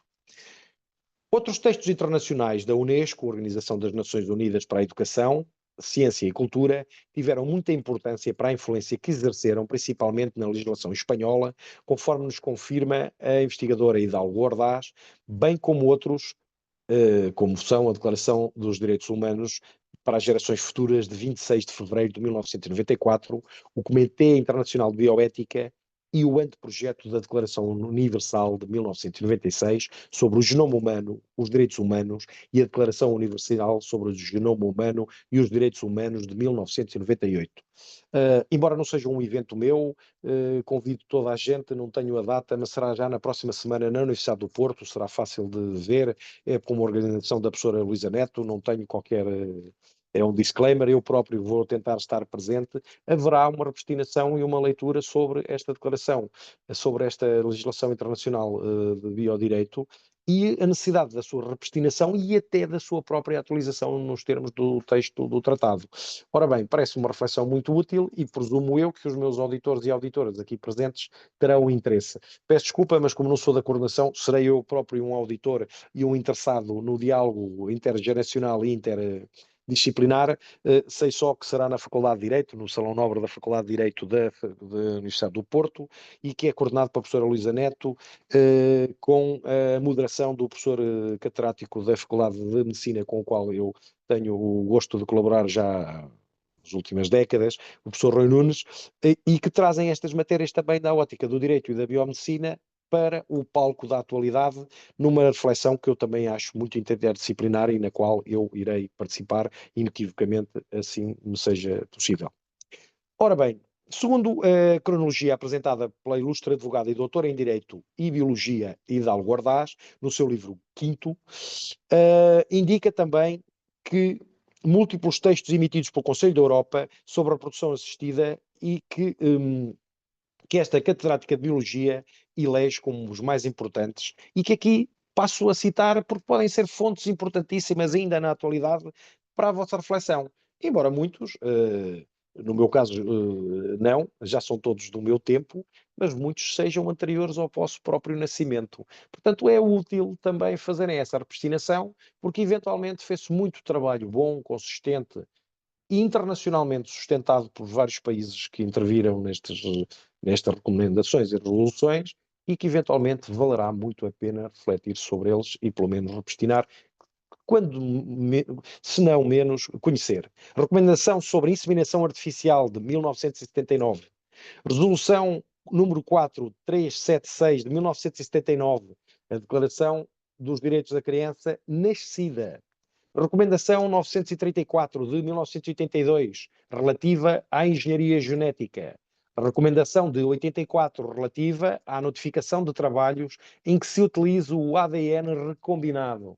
Tudo matérias que hoje trazem terminologias completamente cotidianas da medicina, da biomedicina e da genética atual, mas que em 1984 eram temas da maior vanguarda. Recomendação 1046 de 86, relativa à utilização de embriões, fetos humanos, com fins diagnósticos, terapêuticos, científicos, industriais e comerciais. Estas utilizações, que eventualmente, quando não guardadas com o olho do direito, podem levar a violações de direitos humanos e bioéticas e genéticas inequívocas. Recomendação 1100 de 89, sobre a utilização de embriões e fetos na investigação científica. A recomendação de 1990 sobre o perfil genético pré-natal, diagnóstico genético pré-natal e sobre o conselho genético conexo. A recomendação de 1992 sobre a utilização de ADN dentro do marco da administração jurídica penal, um tema para os penalistas da maior importância, saber se pode ou não utilizar os diferenciais de ADN para criar uma base de dados, nomeadamente europeia, no caso do Marco Schengen, para detectar e identificar eventualmente pessoas que tenham os cadastros criminais e que tenham feito determinados crimes, nomeadamente crimes violentos. A recomendação 1992 sobre provas genéticas e perfil com fins sanitários. 1213, atenção, isto é preciso tudo ser compaginado com a proteção de dados e dados sensíveis, como sabem todos e todas, são dados excepcionalmente sensíveis, segundo o novo regulamento agora aprovado em Bruxelas e que já entrou em vigor e que nos vai afetar a vida de todos, os juristas e pacientes, médicos e todos aqueles que trabalham com dados, que são todos os que me estão a ouvir e todos os outros com quem a gente contacta nas nossas instituições, até até alunos, e no caso das faculdades de medicina, e nos meus alunos de embriologia estão inscritos numa base de dados de uma faculdade que tem uma proteção de dados mais forte até do que terá algumas faculdades de direito em que eu dou aulas.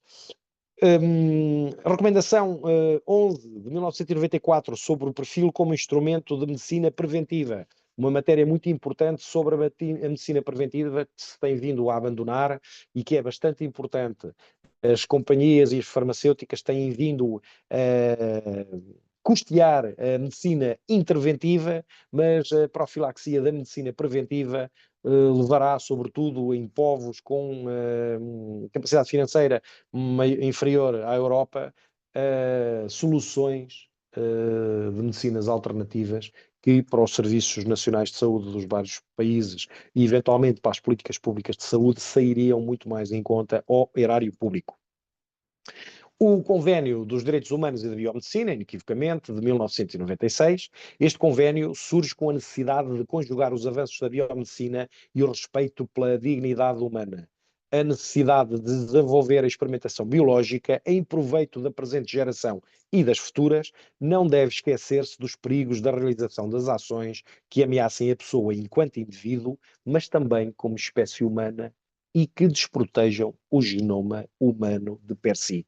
Muito importante este Convênio de Direitos Humanos e da Biomedicina, diria que será uma bíblia de cabeceira de todos aqueles que ensinam e que naturalmente trabalhem e investiguem matérias de bioética e direitos humanos, sendo que neste convênio aqui destaco 7 pontos que eu considero importantes, juntamente com a minha colega espanhola, e que são dos mais relevantes para quem não tenha oportunidade agora, no âmbito de uma aula assim generalista destas matérias, poder reflexionar, mas que pode daqui já levar também um pequeno guia, um pequeno mapa manual sobre ele. Primeiro, a primazia do ser humano, a humanidade primeiro. O consentimento como regra geral. E direi, inequivocamente, quando digo isto aos meus alunos de embriologia e a todos os outros, estamos a falar de consentimento informado. Não é um consentimento ignorante, um consentimento só de anuência de cabeça. É perceber o consentimento para quê, com que responsabilização, com que custos e, eventualmente, com que consequências imediatas e futuras. É do consentimento informado. Aliás, eu aqui por trás tenho variedíssimos certificados dos cursos de pós-graduação do Centro de Direito Biomédico da Universidade de Coimbra, nomeadamente o primeiro que eu fiz, que foi exatamente sobre reprodução medicamente assistida e a legislação, e a seguir, inequivocamente, um curso breve sobre consentimento informado, onde tivemos oportunidade de ter os melhores especialistas médicos e jurídicos a falar sobre estas matérias, e que, como eu posso aqui ver, são todos do início do século, mas mantêm-se com toda a atualidade. Proteção dos incapazes, das pessoas com capacidade diminuída ou discapacidade. Hoje o direito civil teve mudanças em Portugal e esta terminologia já não estará perfeitamente atualizada, mas todos e todas sabem a que é que eu me refiro. Direito à intimidade e vida privada, à proteção de dados pessoais, à segurança jurídica ou segredo médico. As intervenções no genoma humano serão com fins preventivos, diagnósticos ou terapêuticos e não podem, de modo nenhum, modificar o genoma humano da descendência. Portanto, a manipulação ou a alteração é proibida. O efeito é apenas saber se a pessoa vai ter algum tipo de doença, poder tratá-lo atempadamente, mas não é no sentido de poder gerar seres humanos diferentes daqueles como os conhecemos.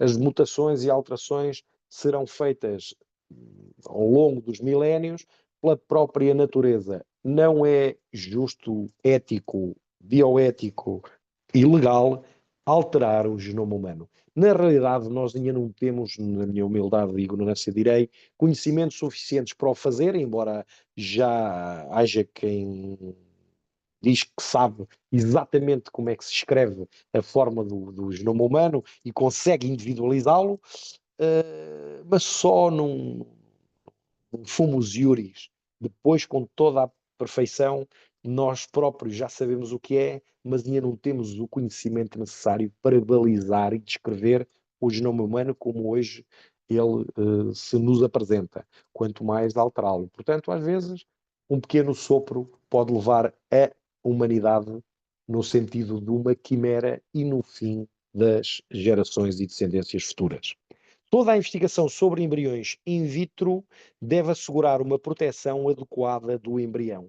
Não se esqueçam que esta aula aqui, esta terceira e final parte da nossa aula, é sobre o direito humano, o novo direito humano à segurança. E desta segurança, estamos a falar para mim na segurança ética, bioética, biogenética, biomédica. É essa parte que me interessa particularmente do novo direito humano à segurança.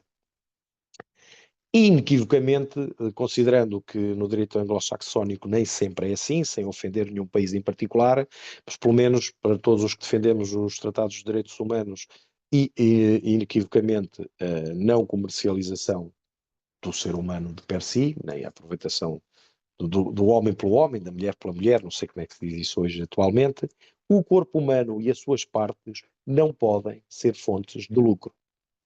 Portanto, não podem ser para transacionar, não podem ser para vender, é crime. Pronto. Mais simples, acho que eu não consigo pôr esta questão. Nesta circunstância, a colega, no seu livro Legislación Europeia, a tener en cuenta en el estudio de la reproducción asistida, apresenta resoluções e diretivas do Parlamento Europeu relacionadas com a reprodução assistida, com interesse para o estudo desta problemática e com as quais eu não vos vou aqui maçar. De qualquer das maneiras, deixo aqui nota, conheço a colega, mas também não vendo livros nem meus, nem dos colegas, não sou livreiro. De qualquer das maneiras, recomendo que são boas destinações de marcos jurídicos, sobretudo para os autores e autoras, investigadores e investigadoras europeus, ou aqueles que têm como objeto de estudo o geográfico estas matérias no entorno europeu, legislação europeia a tener em conta en el estudio de la reproducción asistida. Parece-me fantástico. Quando os europeus não tiverem em conta as suas resoluções, sobretudo nesta matéria, andamos mal. Andamos mal. Porque temos que olhar primeiro para dentro e depois para fora, para podermos perceber como é que funcionamos. Ora bem, ainda assim, não resistindo, queria chamar a atenção para a resolução do Parlamento Europeu de 16 de março de 1989 sobre os problemas éticos e jurídicos da manipulação genética. E porquê é que eu chamo? Isto não é propriamente uma aula para alunos, é uma aula para colegas, é uma reflexão para colegas, mas vou voltar aqui para quem queira tirar as suas notas, citar a resolução do Parlamento Europeu de 16 de março de 1989, porque os problemas éticos e jurídicos não só da manipulação genética, mas em geral, os problemas éticos e jurídicos é isso que estamos a tratar aqui nesta aula e nesta reflexão. Então, esta resolução, na minha opinião, tem como pontos mais importantes definir aquilo que é o estatuto do embrião para poder garantir a sua proteção adequada. Porque, como meus queridos amigos e amigas, não podemos proteger uma coisa que não sabemos o que é. E era o que eu dizia. Nós já sabemos o que é, mas ainda não conseguimos circunscrevê-lo perfeitamente. Ora bem, se isso ainda não se consegue fazer científica ou biogenética, médica, clinicamente, basicamente o direito está com grandes problemas. Não pode garantir aquela segurança jurídica mínima porque não tem o domínio da extensão do que é em si, palpavelmente ou de uma maneira reprodutível, o que é o embrião, e neste caso o estatuto jurídico do embrião, translada mais do que o que é um embrião de per si. É o que é a proteção jurídica dada ao mesmo. Esta resolução proíbe categoricamente a terapia de linha germinal, penalizando a transferência de genes e células germinais humanas, proibindo também qualquer investigação arbitrária, manifestando a importância necessária da proteção da base do zigoto. Tendo em conta primordialmente que a intervenção sobre embriões só se realiza em benefício, neste caso, da criança, reclama a definição vinculante de âmbitos de aplicação da investigação, do diagnóstico e das terapias pré-natais, recomendando que o perfil ou análise de tensão de genes em recém-nascidos se leve a cabo em casos de doentes que não são curáveis. determina que deve estabelecer-se, no sentido de se poderem vir a curar no futuro e podemos evitar estas circunstâncias, obviamente. Não especular sobre a circunstância em si. Determina que deve estabelecer-se a proibição penal da manutenção da vida por métodos artificiais e de embriões humanos com fim de extrair tecidos ou órgãos. Indica como desejável a penalização da utilização de embriões de fetos com fins comerciais e industriais, na qual se inclui a produção de embriões fecundados in vitro com esses fins. Ora bem, eu sou favorável à investigação, obviamente, não estaria numa área desta se não fosse assim, à investigação científica, e eventualmente eu não sou contra a investigação em embriões se houver consentimentos informados para esse fim e houver a necessidade clínica e a disponibilidade em vez da sua própria destruição. No entanto, isso sim, sou ética e bioeticamente contra a criação de embriões humanos para esse fim exclusivo, porque não só é desumano e é contra os tratados internacionais dos direitos humanos e não está correto. Pode ser que no futuro outras destinações, aulas destas com caráter mais aberto ainda que esta e com um debate, me possam fazer pensar diferente, mas como esta recomendação da legislação europeia, eu mantenho a minha posição. Esta resolução de 89 do Parlamento Europeu propõe a criopreservação de embriões humanos pela implantação numa mulher por tempo limitado. Tivemos rios, teses. Eu, ao longo da minha investigação, corri para comparar a legislação e os marcos jurídicos espanhol e português sobre que tempo limitado é que esta criopreservação deve estar. E ainda hoje consulto muito alguns diretores de centros nacionais e internacionais sobre esta matéria, sobre o que é que fazer depois do prazo e ainda mais saber qual é que é o prazo. Não é qual é que é o prazo do cura ou o que é que a lei diz, é qual é a minha posição sobre a interpretação da legislação. Indicando que deve-se proibir o tráfico de embriões criopreservados. Criopreservados ou não, o tráfico de material genético humano deve ser proibido sempre. Aliás, que é crime, para além disso. Também indica que toda a clonagem de seres humanos deve ser proibida e eu queria aqui deixar uma declaração de interesses, porque a minha falecida professora catedrática emérita de Memória da Universidade de Salamanca, a professora Josefina Costa Bustilho, que orientou toda a minha investigação pré-pós-doutoral, portanto, mestrado e doutoramento na Universidade de Salamanca nestas matérias, pretendia que eu eventualmente pudesse escrever sobre clonagem humana reprodutiva na minha tese de doutoramento, ou pelo menos na minha de maestria, será, de mestrado.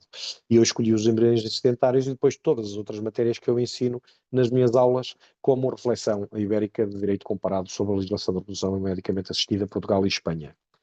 E que argumento dei eu à minha catedrática emérita, já falecida professora também, decorrente do Core Mobilidades pós-Covid, no período Covid, e que aqui faço também, presto a minha homenagem, por toda a assistência que me deu e por todo o debate que criou, sobretudo o bioético. E ético também, nessa ótica. E então dizem, mas João, mas isto é uma matéria basilar, é uma matéria importante. Sua tese também tem que vender, não tem que escrever só sobre aquilo que quer. E eu disse, pois, mas tem que escrever sobre aquilo que eu acho que é importante para a sociedade. E a clonagem reprodutiva, para mim, é um tema. Já está tudo escrito sobre essa matéria e a resposta é não, não, de maneira nenhuma não, e quem fizer, penalizar. Acho que é mais ou menos consensual em todo o mundo. Ora bem, e por isso é que não devemos falar muito alto, no passado, no presente ou no futuro, nós podemos morder a língua. E numa destinação feita num congresso no Instituto Maternal, neste caso aqui na Universidade de Coimbra, uma pergunta foi feita com alguma piada a um professor geneticista que estava a falar português, catedrático. Foi-lhe perguntar, oh, professor, então, mas acha que é possível a clonagem humana? Então, várias pessoas falaram previamente a ele e ele, no fim do congresso, encerra assim. Ó, professor João Francisco Xavier, olha, era só para lhe dizer que o clone humano já está no terceiro ano de medicina. Só lhe não sei dizer quem o fez. Foi há 20 anos. Portanto, chegou para mim e chega agora. Talvez ainda caiba eu coordenar, co-orientar, co-titular uma tese sobre clonagem humana. Porquê? Não devemos não aceitar uma ciência que desconhecemos. Se há 20 anos já se fazia, pelo menos na crítica incisiva, institucional e aberta do professor catedrático neste Congresso Internacional, o que é que se fará hoje em sítios onde os ordenamentos não tocam sequer legislação semelhante à nossa e estão perfeitamente livres para fazer o que entenderem, porque efetivamente têm regimes autoritários, outras ilegalidades e outras criminalidades que à partida nós desconhecemos. Se calhar, eventualmente, esta matéria da clonagem humana era interessante de ser destinada, não para ter uma solução diferente. Eu mantenho as soluções da legislação internacional, tratados internacionais, e neste caso a europeia, totalmente contra. No entanto, é preciso saber onde é que se está a fazer e porquê, e eventualmente fazer chegar lá a indicação de que aí estamos a pôr em risco não só a legislação, a dignidade do ser humano, as normas bioéticas internacionais e os tratados competentes, mas outra coisa completamente diferente: a tal segurança biogenética do ser humano. Porque ao clonar estamos a misturar o que não sabemos com o que sabemos ou não. E estamos eventualmente a criar algo diferente dos seres humanos. Um dia destes eu farei uma aula destas com transhumanidade, que faz todo sentido, que é já não estamos só a misturar os seres humanos com material genético e cozendo estas coisas bioeticamente de uma maneira incorreta. Estamos já a fazê-lo com a internet, com a inteligência artificial e a transformar os seres humanos em biónicos. Eu dou uma aula sobre, neste caso, sobre dação de embriões, de material genético nas técnicas de produção medicamente assistida, e que vem de uma reflexão que eu fiz sobre envelhecimento. E na realidade, basicamente, sou eu a falar sobre as oportunidades de pontualmente podermos parar o tempo, podemos parar o envelhecimento. E quais é que são as posições a ter sobre essa matéria? Bem, e se isso implicar colocar o cérebro do João Proença Xavier num ente oxigenado, biónico, biogenético, mas de material tecnológico, digital, dentro de um computador, será que eu aceitaria? Será que está correto? Será que já é possível fazer? Tenho mesmo as minhas dúvidas e acho que estou bem assim com as minhas dores. No entanto, no futuro, isso vão ser as questões dos nossos futuros alunos, talvez já não as minhas, mas pelo menos em termos previsíveis, é interessante, não saindo de cena, dar algumas notas sobre a insegurança jurídica que esse tipo de robôs biónicos genéticos podem vir a ter, porque já temos carros para a responsabilidade civil a conduzir sozinhos e é preciso saber se é o informático que fez o código, se é o proprietário da empresa ou se é eventualmente o Estado português ou outro que fez o arrendamento de longa duração, o aluguer de longa duração dos próprios veículos. Bem, fé divers, então nessa circunstância eu mantenho que a clonagem de seres humanos deve ser totalmente proibida. No entanto, já não mantenho que não seja um tema a investigar outra vez, com novos olhos do século XXI, no futuro das teses das nossas faculdades de Direito, Medicina e Embriologia e Genética, para além de outras, da filosofia, psicologia clínica e outras. Portanto, assim, todas as experiências com este fim devem proibir ou destinar-se à proibição da criação de quimeras ou embriões híbridos contendo o cruzamento genético entre animais e pessoas, entre pessoas e animais. Atenção, quando eu fiz esta reflexão, basicamente não estava a pensar entre homens e máquinas, ou seres humanos e máquinas, e mulheres e máquinas. Mas se calhar era bem interessante depois anidir, juntar aqui uma reflexão sobre esta matéria, no sentido de pensarmos como é que isto pode vir a desenvolver-se no futuro. Ora bem, assim,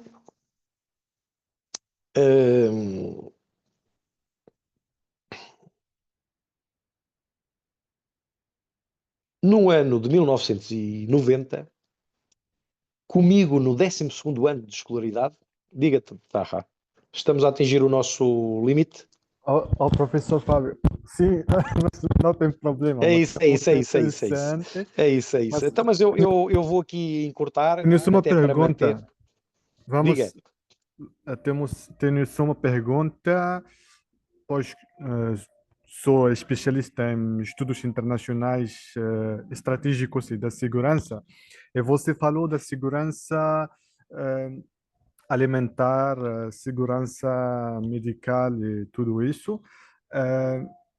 Eh, como a bioética pode nos ajudar no futuro para evitar a guerra, guerra de águas? Você sabe, em Marrocos já não temos muita chuva. Só há anos atrás, 10 anos atrás, 15 anos atrás, em fevereiro, como agora, temos muita chuva, muito neve nas montanhas. Agora já não temos. Acho é a mesma problema na Península Ibérica também, em Espanha e em Portugal. Verdade. Acho que no futuro vamos ter guerras de água, sobre água. Como a bioética pode nos ajudar a evitar essa guerra? Obrigado. Na realidade, muito obrigado, Tahá, doutor, pela sua reflexão, e ainda por cima por trazer também Marrocos aqui à colação, que estava já incluída no seu local de gestão desta sala virtual e na sua investigação, para além do seu centro, mas dizer que eu nunca tinha pensado nesta questão que me está a colocar a partir do mundo africano. Tinha pensado, porque considero, se calhar mal, que a escassez de bens naturais acaba mais por acontecer aqui na Europa, onde somos mais gastadores, do que no mundo africano, onde, embora todos os países vão lá roubar qualquer coisa, também por essa razão, Vossas Excelências são mais cuidadosos com aquilo que são os dons e os bens da mãe natureza. Ora bem, eu próprio escrevi uma reflexão, há uns anos atrás, sobre o direito humano à água. Não é original, porque efetivamente é baseada no Regulamento Europeu de Direito Humano à Água, ou direito à água, que eventualmente foi considerado já neste século um direito humano. Mas efetivamente porque toda a gente me liga às questões da biomedicina e a água é fonte de vida. Acabamos de falar aqui de vida e de morte, e eu diria, não é só a água, é a água potável, porque nós estamos rodeados de água mesmo. Marrocos também tem mar, e então a biotecnologia pode aí fazer. Não faz sentido. A pergunta que me faz todo o sentido em termos de direitos humanos. O que não faz é todo o sentido em termos de geografia humana. Se somos rodeados por água, o planeta tem à volta de cada vez mais água, com o gelo agora e das calotes polares originado pelo aquecimento global, e então não faz sentido no futuro termos uma guerra da água.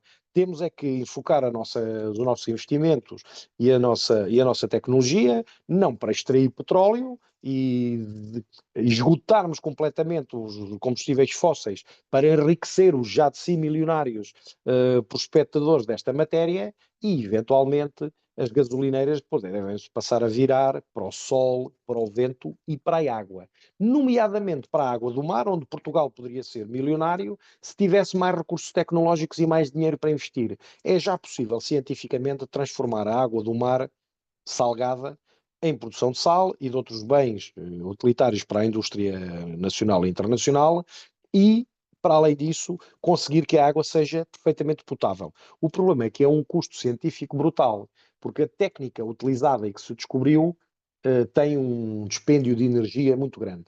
Ora bem, isso não é um problema se a energia for energia eólica, for energia solar, for energia gratuita. Só temos que infraestruturar e aprumar essas técnicas para nós próprios podermos usufruir dos 80% da água que temos no nosso planeta, como fazemos nos 80% da água que temos no nosso corpo. O corpo humano é quase todo feito por água. Portanto, a água é um bem da vida, que gera a vida e é um bem inequívoco. Não percebo porque é que é o ouro, que é o mais, os diamantes. Bem, perceber, percebo, mas não queria perceber. Porque é que o petróleo ainda manda? Porque, aliás, eu diria isso outro dia numa reflexão, também numa universidade estrangeira, onde me diziam, bem, os humanos com o aquecimento querem um lugar à sombra. ou mesmo na academia, as pessoas querem um lugar à sombra. Eu, no meu caso, não. Eu quero um lugar ao sol. E quero um lugar ao sol para estacionar o meu carro elétrico com painéis solares. Hoje em dia, eu quero pôr o meu carro resguardado da chuva e dos ambientes destruidores, porque é um carro diesel ou a gasolina, e eu não tenho carro elétrico. Mas no futuro, os carros elétricos são movidos a baterias recargáveis com energia elétrica, mas não solar. Se passarmos a ter carros solares, nós vamos nos bater, não digo guerrear, por um lugar ao sol. Nós agora queremos parques de estacionamento tapados, cobertos, para deixarmos o carro fora dos ambientes da natureza. No futuro vamos querer o contrário. Queremos parques não na cave dos edifícios, mas no topo dos edifícios, que é para eu estacionar o automóvel no cimo do edifício e no fim do dia de trabalho sair do meu escritório e o ter completamente carregado. Portanto, as guerras da água podem acontecer, mas só por uma questão de ignorância e por uma questão de nós não conseguirmos prever estas matérias. Eu acho sim que talvez de longe, neste momento no planeta, a água e a água potável seja a maior riqueza. No entanto, nós temos países africanos que têm água e são paupérrimos. E temos países do Médio Oriente que são mais pequenos do que o Algarve em Portugal e que são riquíssimos, porque ainda estão a extrair o petróleo. O que é preciso fazer? Mudar o paradigma e darmos importância àquilo que tem realmente importância. Porque, com o devido respeito, eu gosto muito de andar de carro. Sou daqueles até que, pela minha vida académica e institucional, vou de carro para todo lado. E vou de carro a combustíveis fósseis, pronto, punha não aderir aos outros, e porque em Portugal não tenho possibilidade de fazer diferente, não há autonomia para as minhas viagens. Porquê é que não vamos ter carros a água? Neste momento, porque temos uma economia contaminada pela venda dos combustíveis fósseis. Quando acabarem os combustíveis fósseis, nós vamos eventualmente virar para aquilo que é realmente importante. Para o sol, para o ar, para o vento, neste caso, e para as tecnologias clean, para as smart cities. E não há uma smart city que não tenha autossuficiência de água, senão está dependente de todo o resto do país.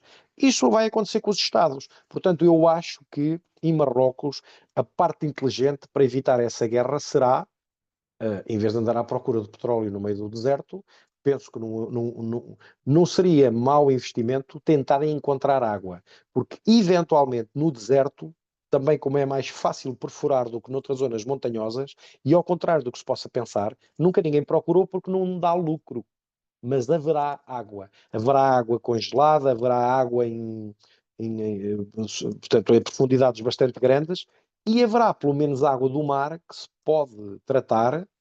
Hoje é um custo exorbitante, mas a investigação avançará no sentido em que será quase como ligar uma máquina purificadora em casa e a água já sairá desionizada, já expurgada de tudo aquilo que seja mau para o ser humano.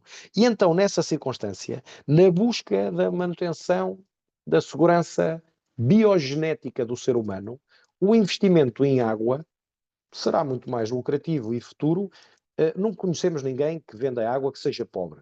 Mas eu já vi, nomeadamente em Espanha e em Portugal, uma dezena, se não uma centena de companhias de água falir. Gasolineiras não vemos falir nenhumas. Porquê? Tem a ver com a ganância, tem a ver com os princípios e tem a ver com aquilo que nós valorizamos no mundo.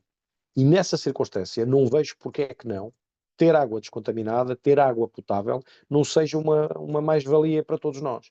E então, nessa circunstância, vamos ver outra vez como foi a corrida ao Médio Oriente e mesmo à África dos americanos, dos holandeses, dos franceses, até dos portugueses, embora não seja para a prospecção, à procura do petróleo, vamos andar à procura da água. Então eu penso que a guerra não será uma guerra química, não será uma guerra armada, mas será uma guerra comercial. E nessa circunstância, eu acho que Marrocos e Portugal devem ter só a patente. Pronto, vocês podem ficar, nós não temos a tecnologia. Pronto, mas para irem embora, para levarem 5 quintos de água, têm que deixar 3. Levam só os 2. Trazem a tecnologia, trazem o investimento, mas deixam alguma coisa de riqueza.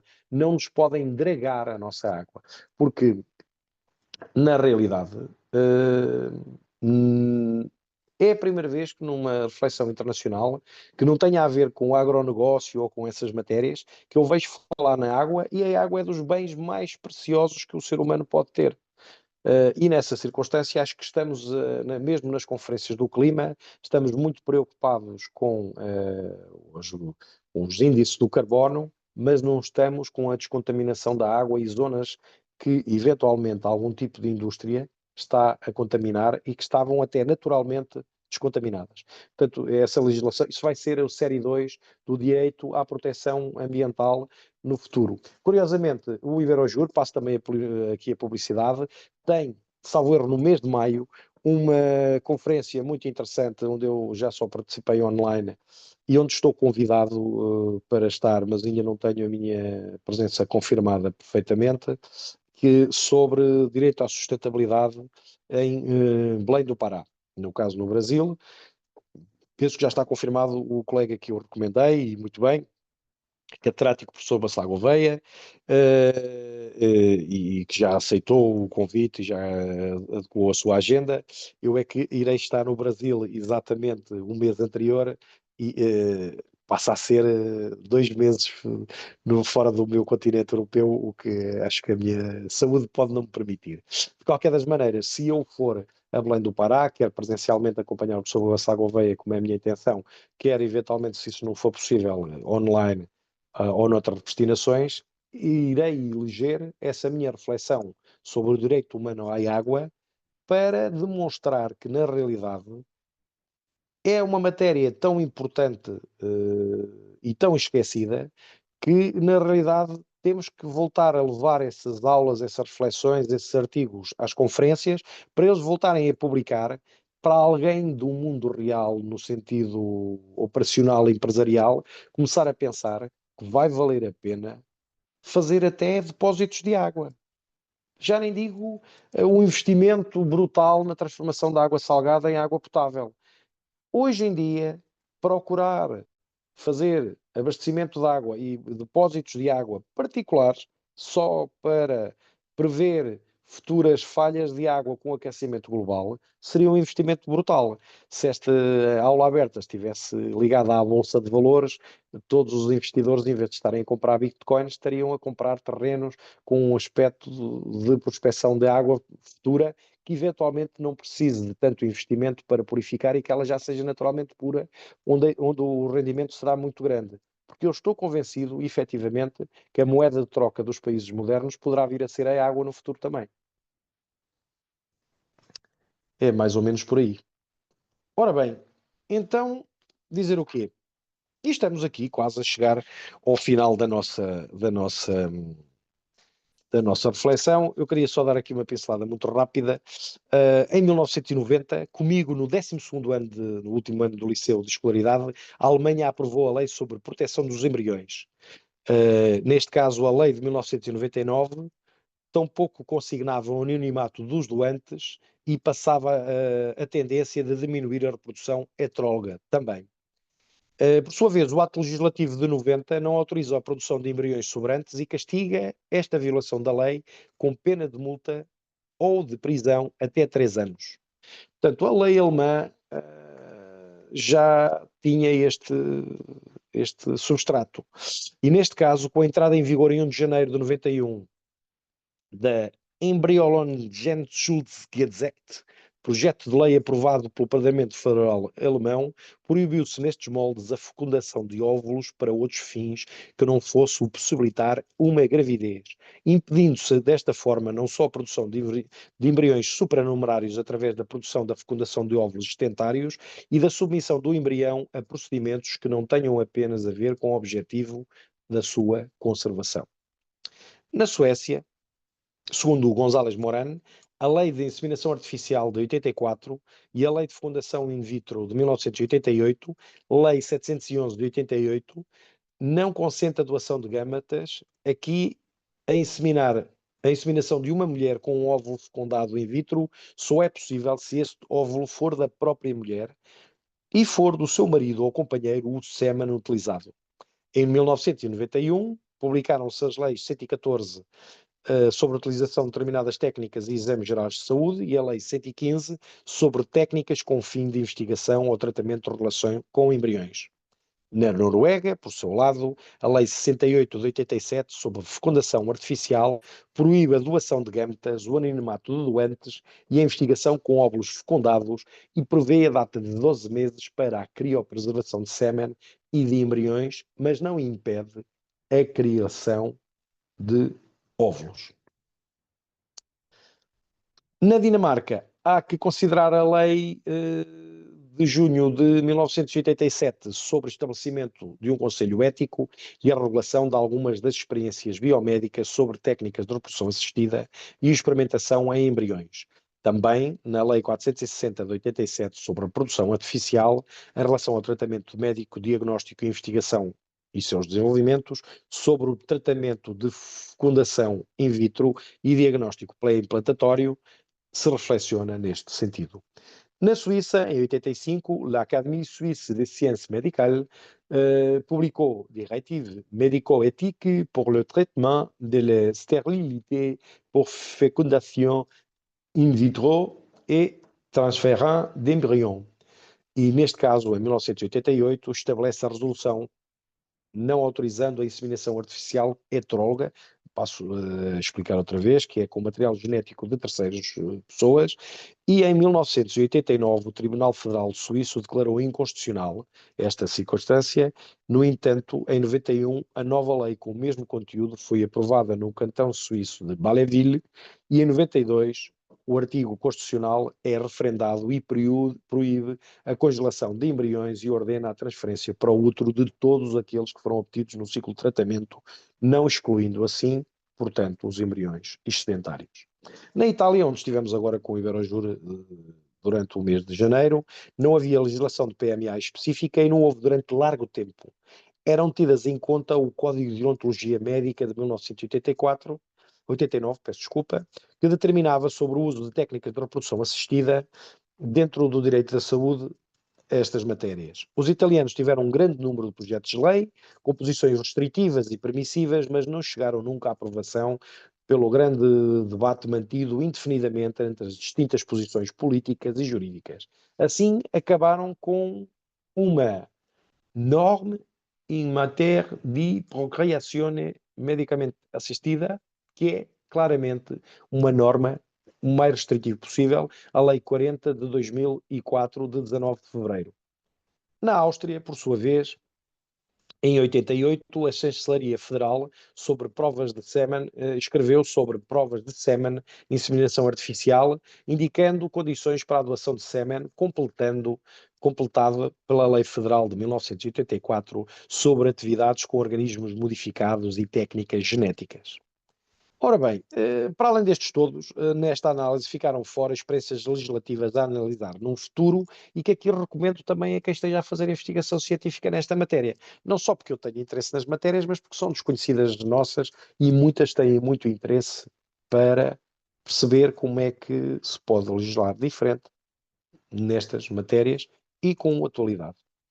Nesta matéria ficaram fora a Bulgária, a Holanda, a Hungria, a Chequia, a República Checa, a Rússia, obviamente, o Reino Unido, a França e a Grécia, que, na nossa opinião, poderíamos acrescentar aqui e cuja análise e comparação da nossa legislação ibérica seria muito interessante para o estudo desta problemática, mas que deixaremos para desenvolver em investigações posteriores, cuja análise se espera natural e obrigatória, dado que a temática aqui estudada, da proteção da bioética como núcleo essencial, não está de todo fechada com o estudo aqui apresentado, e que foi mote para uma conferência realizada, neste caso por mim, na Ordem dos Advogados Portuguesa em 2018, no âmbito das comemorações dos 70 anos da Declaração Universal dos Direitos Humanos, e que depois deu direito ao tal livro Passado, Presente e Futuro dos Direitos Humanos, e onde nasceu a ideia da fantástica obra coletiva Passado, Presente e Futuro dos Direitos Humanos, cuja discussão se pretende aberta e necessita de uma reflexão europeia que matura suas posições e se encaminhe, no meu entender, para um pensamento consensual mais atual e fruto da tradição histórica de humanismo e defesa dos direitos humanos europeu, conforme aponta aqui a nossa reflexão em contexto ibérico, compreendendo assim, ou levando assim ao desenvolvimento do estatuto intelectual deste velho continente. E assim, aqui em jeito de conclusão, termino citando a tradução da nossa estimada catedrática da Universidade Portucalense do Porto, Portugal, especialista em Direitos Humanos, a querida amiga professora Esther Martínez Quinteiro, tradução minha, que diz que os conteúdos, requerimentos e políticas públicas relacionadas com o cada vez mais multidimensional e progressivo direito à segurança requer hoje tanto de respeito pela segurança ao direito das pessoas e à sua integridade física e patrimonial, um momento clássico, como de respeito pelas suas liberdades, a sua segurança alimentar, assistencial, laboral, meioambiental, a cibersegurança e, a não menos importante, na nossa opinião, a segurança da conservação do património genético da nossa espécie. Meus queridos auditores, foi uma honra poder presidir aqui esta já muito aberta aula. Convido todos a poderem integrar e fazerem submissões caso tenham interesse ao grupo científico que coordeno no Iberojur, neste caso a bioética e o direito biomédico, e espero revê-los e revê-las nas vossas universidades, nos vossos gabinetes, nos vossos artigos científicos e livros, lançamentos, agregações e outras avaliações, mais perto de nós ou mais longe de nós. No caso, agradecer ao Dr. Taha a sua participação e dizer-lhe que foi uma honra, ao contrário, ser Vossa Excelência a ter esta sala virtual.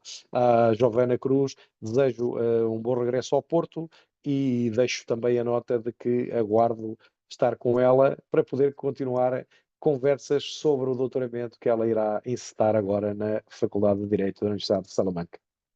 Foi um gosto. Muito obrigado a todos. Daniela, Maria Cristina e, neste caso, o Patrício Cardoso, uma honra também estar presente aqui na minha sala. Muito obrigado.